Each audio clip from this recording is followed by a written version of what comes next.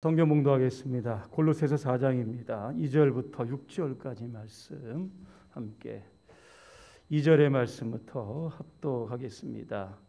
기도를 계속하고 기도에 감사함으로 깨어 있으라. 또한 우리를 위하여 기도하되 하나님이 전도할 문을 우리에게 열어주사 그리스도의 비밀을 말하게 하시기를 구하라. 내가 이 일 때문에 매임을 당하였노라. 그리하면 내가 마땅히 할 말로써 이 비밀을 나타내리라. 외인에게 대해서는 지혜로 행하여 세월을 아끼라. 너희 말을 항상 은혜 가운데서 소금으로 맛을 냄과 같이 하라. 그리하면 각 사람에게 마땅히 대답할 것을 알리라. 아멘.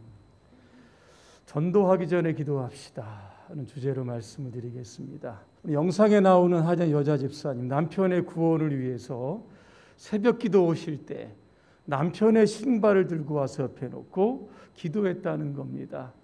여러분 어떻게 기도했겠습니까? 이 신발 임자가 꼭 예수 믿고 구원받게 해달라고 기도했던 겁니다. 기도 시작에는 의심이 있었지만 점차 확신으로 이어지게 되었고 하나님께서 그 남편을 구원해 주셨던 겁니다.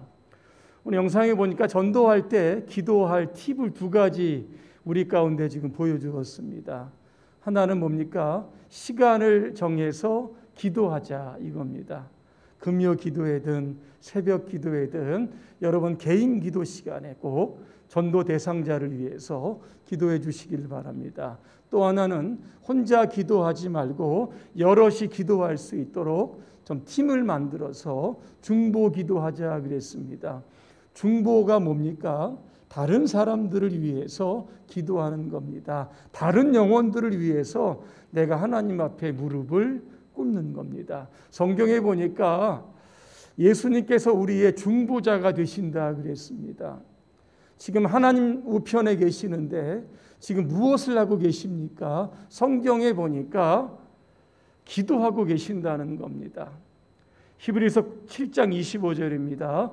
그러므로 예수님은 자기를 통해 하나님께 나아가는 사람들을 온전히 구원하실 수 있습니다. 그것은 그분이 언제나 살아계셔서 그들을 위해 중보 기도를 하고 계시기 때문입니다. 그렇게 말씀합니다. 이번 금요 기도회 때는 여러분들이 작성하신 그 전도 대상자 기록 카드에 있는 분들을 함께 우리가 스크린에 띄워놓으면서 함께 중보 기도할 수 있도록 하겠습니다. 오늘 본문이 주는 교훈 두 가지만 말씀을 드리겠습니다. 첫째는 오늘 설교의 제목처럼 전도하기 전에 기도하자라고 하는 겁니다. 왜 전도보다 기도가 우선되어야 합니까? 이유는 하나입니다. 전도의 주체는 하나님이시기 때문에 그런 겁니다. 우리는 다만 전도의 통로로 쓰임 받습니다. 우리가 기도할 때 하나님이 일하시는 겁니다. 어떻게 일하는 겁니까? 우리의 기도 속에 하나님이 임재하심으로 말미암아 우리가 꼭 전도할 영혼의 마음을 만지시고 열어주시는 그러한 일들을 하기 때문에 우리는 전도하기 전에 반드시 기도해야 하는 겁니다. 여러분 사도행전이 있습니다.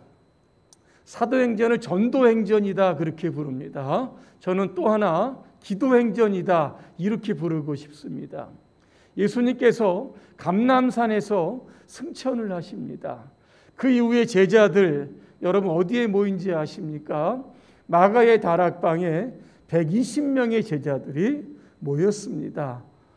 무엇을 한지 아십니까? 사도행전 1장 14절에 보니까 오로지 기도에 힘썼다 그랬습니다. 사도행전 2장 42절에 보니까 오로지 기도하기를 힘썼다 그렇게 말씀합니다. 오로지 기도했다는 게 뭡니까? 기도만 했다는 겁니다. 때로는 금식하며 때로는 철야하면서 때로는 밤을 새워가면서 기도했다라고 하는 겁니다. 그 기도의 결과가 여러분 나옵니다. 사도행전 2장 41절에 보니까 그 말을 받은 사람들이 세례를 받음에 이날에 신도의 수가 3,000이나 더하더라 그랬습니다. 사도행전 4장 4절입니다. 말씀을 들은 사람 중에 믿은 자가 많으니 남자의 수가 5,000이나 더하더라 그렇게 말씀합니다.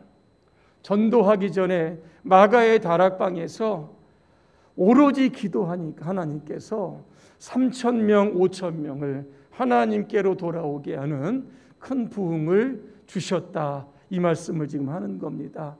어떻게 이 많은 사람들이 그 짧은 시간에 하나님께 돌아올 수 있었을까? 바로 기도 때문입니다.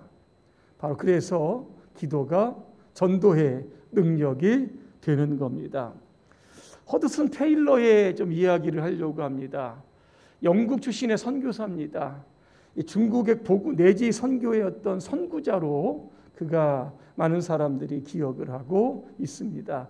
73세에 중국의 후난성에서 그는 그 일생을 마치게 됩니다. 그가 중국에서 했던 그 선교의 어떤 일지를 보게 되면 이런 내용이 있습니다. 중국에서 가장 선교 여건이 어려운 지역이 이 광저우라고 하는 이러한 지역입니다. 여기에 선교사를 파송을 해서 선교를 하는데 선교 보고를 들을 때면 이곳이 가장 결신자가 많았던 겁니다. 객관적으로 전도가 어려운 곳인데 어떻게 이렇게 많은 영혼의 열매들을 거둘 수 있었을까? 늘 의심이 되었던 겁니다. 한 번은 그가 안식년을 맞이해서 영국으로 돌아와서 선교 보고를 합니다. 보고를 마친 후에 어떤 사람이 쫓아오더니 그 광저우 선교센터에 있는 아무개 선교사를 아십니까? 그랬더니 잘 안다는 겁니다. 그러면서 그분이 이런 이야기를 합니다. 그 선교사는 제 친구입니다. 중국으로 선교를 떠난다고 해서 제가 그에게 약속했습니다.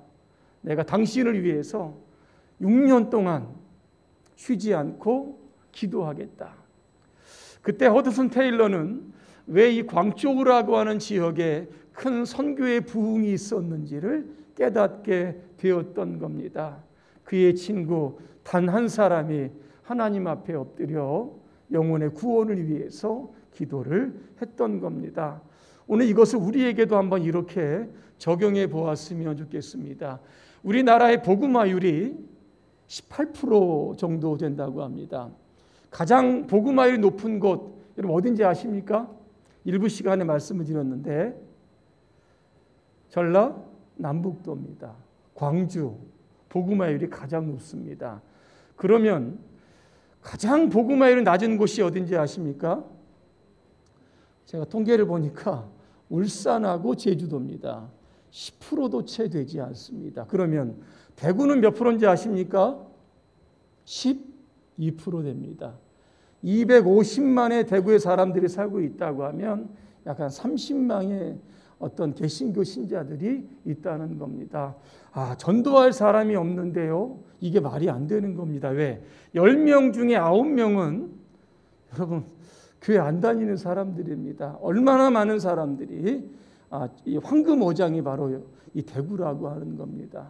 그래서 우리는 하나님께서 이 지역에 교회를 세우시고 여러분들을 이곳에 두게 하신 것은 바로 그 9명의 사람들을 하나님께 인도하라고 하신 계획이 있는 줄로 믿습니다. 이를 위해서 우리는 더 많이 엎드려 기도해야 하는 겁니다.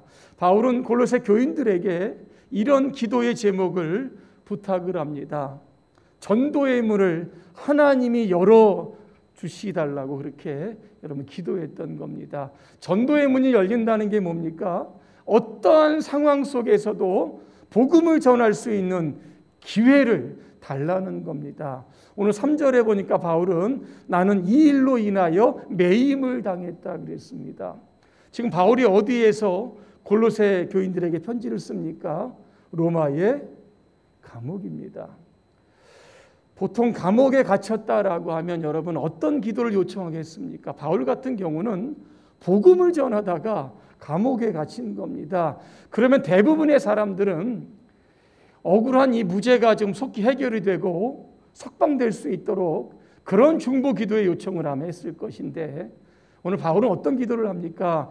감옥의 문이 열려 자신이 석방되는 기도가 아니라 감옥에서도 전도할 문이 열려서 많은 사람들에게 복음을 전할 수 있는 기회를 달라고 오늘 바울은 기도하고 있는 겁니다.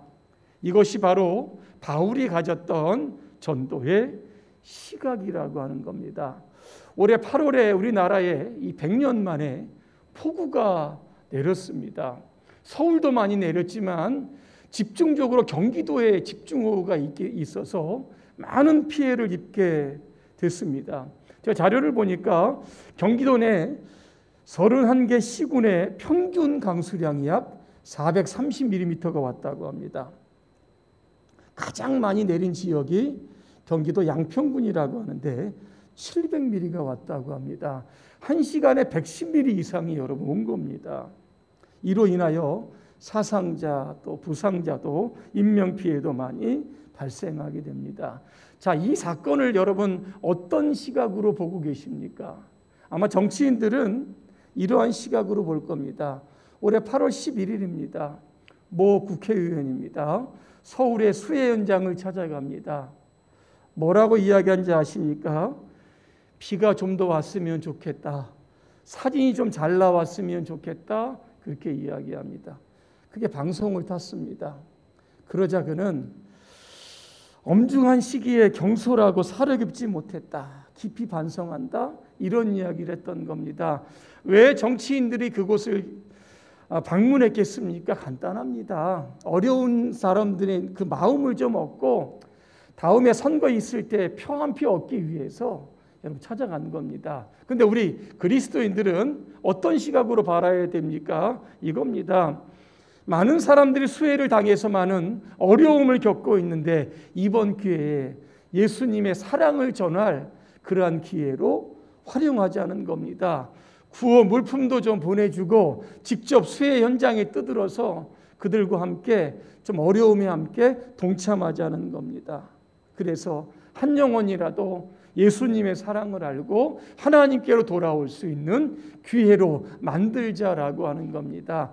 세상 사람들이 보는 시각과 우리 그리스도인들이 보는 시각은 동일한 사건인데 이렇게 다를 수가 있다는 겁니다. 제가 말씀드리는 것은 여러분 어떤 사건을 보시든지 그 사건을 항상 영혼 구원, 전도와 연결시킬 수 있는 시각의 전환이 필요하다. 이걸 말씀드리고 있는 겁니다.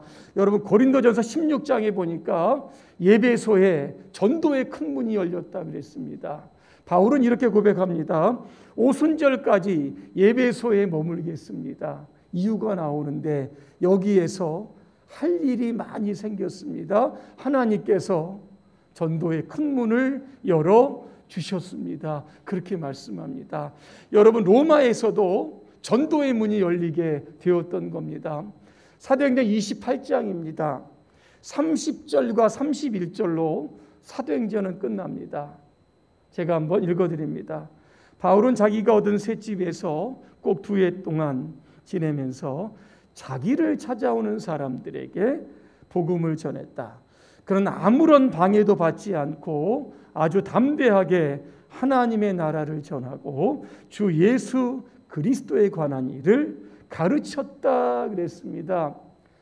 여러분 감옥으로 사람이 찾아왔다는 겁니다. 누가 찾아옵니까? 로마의 권력층, 고위층이 찾아옵니다. 복음을 듣습니다. 나중에 AD 313년 로마가 기독교 국가로 변하게 된 그 시작이 바로 여기에 있었다는 겁니다. 여러분 사도행전 8장에 보니까 빌립 집사님이 사마리아 성에 가서 전도를 합니다. 열심히 전도를 하는데 주의 사자가 사인을 줍니다. 예루살렘에서 가사로 내려가는 남쪽 광야로 내려가라는 겁니다. 즉시 순정해서 가봤더니 거기에 누가 있냐면 에티오피아 왕 간닥의 그 재정을 맡았던 한 관리를 만나게 되는 겁니다. 명절을 맞이해서 예루살렘에 예배를 드리러 왔다가 돌아가는 길이었다고 합니다. 빌립이 그 고관에게 복음을 전하게 되었습니다. 그 결과 어떤지 아십니까? 에티오피아에 큰 전도의 문이 열렸던 겁니다. AD 333년 에티오피아는 기독교를 국교로 선포하게 된 겁니다. 대부분의 아프리카들은 식민지화 과정에서 어떤 강대국의 종교를 받아들였는데 이곳은 그것과는 좀 다르다는 겁니다. 그래서 세계에서 두 번째로 오래된 기독교 국가가 바로 에티오피아가 된 겁니다. 여러분, 전도의 문을 열어달라고 기도하시길 바랍니다. 여러분이 있는 자리가 전도의 자리고 여러분이 만나는 사람들이 전도 대상자입니다. 그리고 전도의 시각을 조금 바꾸시길 바랍니다. 여러분이 지금 처해 있는 그 못된 상황일지라도 그것을 전도의 기회로 이렇게 여러분 승화시키시길 바랍니다. 그래서 여러분의 가정을 이제 시작을 해서 대구 전체가 하나님께 돌아오는 큰 전도의 문이 열리게 되시기를 주님의 이름으로 축복합니다. 한 가지 더 말씀을 드리면 여러분 전도하실 때 은혜로운 이 언어를 사용하셔야 하는 겁니다. 오늘 6절에 보니까 소금으로 맛을 낸 말이다라고 하는 말입니다. 나옵니다. 여러분 싱거운 음식에 소금을 치면 어떻게 됩니까? 맛이 납니다. 그 음식을 먹으면 기분이 좋아지는 겁니다. 다시 말하면 전도할 때 상대방이 듣기 좋은 그러한 말을 하라는 겁니다. 여기에 플러스 은혜를 끼치는 말을 하라 그랬습니다. 은혜를 끼치는 말이 뭡니까? 에베소서 4장 29절에 보니까 이렇게 나옵니다. 무릇 더러운 말은 너 입 밖에도 내지 말고 오직 덕을 세우는데 소용되는 대로 선한 말을 하여 듣는 사람들에게 은혜를 끼치게 하라, 그렇게 말씀하고 있습니다. 오늘 여러분의 이 언어를 성화시키시길 바랍니다. 상스러운 농담이나 더러운 말이나 은혜를 끼치지 못하는 말들은 전도에 아무런 도움이 되지 않기 때문에 이런 것들은 여러분의 입 밖으로 나오면 안 되는 겁니다. 또 하나, 아직 준비되지 못한 영혼인데 그들에게 무서운 지옥의 공포탄을 만약에 계속 쏘아댄다라고 하면 금세 마음이 다칠 수 있다라고 하는 겁니다. 악의적으로 대적하기 위해서 끊임없이 전도자에게 공격하는 사람일지라도 끝까지 상냥하게 그렇게 대하는 것이 중요하다라고 하는 겁니다. 어거스틴의 참회록에 보면 이런 내용이 있습니다. 이것을 말씀드리고 설교 마치겠습니다. 어머니는 불성실한 남편을 인내했으며 그것 때문에 결코 남편과 다투지 않았습니다. 어머니는 초질과 믿음 가운데 남편을 위해 주님의 자비를 구했습니다. 아버지가 어쩌다 화를 내는 일이 있어도 어머니는 화를 내지 않았고 대항하는 모습도 보이지 않았습니다. 단지 침묵할 뿐입니다. 아버지의 화가 진정된 후에야 비로소 조용히 잘잘못을 가렸습니다. 나는 어머니에게서 남편을 비난하는 소리를 들은 적도 없고 남편을 싫어하는 얼굴빛을 본 적도 없습니다. 결국 아버지는 세상을 떠나기 얼마 전 주님을 영접했습니다. 이렇게 나옵니다. 11월 27일입니다. 앞에 현수막에도 있는 것처럼 추수감사주일이면서 새가족 초청주일입니다. 될 수 있으면 전도 대상자 많이 기록하시길 바랍니다. 분명한 목표가 있어야 전도할 수 있는 겁니다. 그분들을 위해서 더 많이 오랫동안 여러분 계속 기도하셔서 그 영혼이 꼭 하나님께 돌아오게 되시기를 주님의 이름으로 축원합니다. 기도하겠습니다. 은혜로우신 하나님, 우리가 한 영혼을 위해서 기도할 때 하나님께서 전도의 큰 문을 열어주실 줄로 믿습니다. 그리고 우리의 은혜로운 이 언어를 통해서 불신자의 닫힌 마음이 열리고 하나님의 구원의 복음이 들어가게 될 줄로 믿습니다. 전도 대상자를 위해서 이 한 주간 집중하며 기도할 수 있도록 도와주시옵소서. 예수님의 이름으로 기도합니다. 아멘.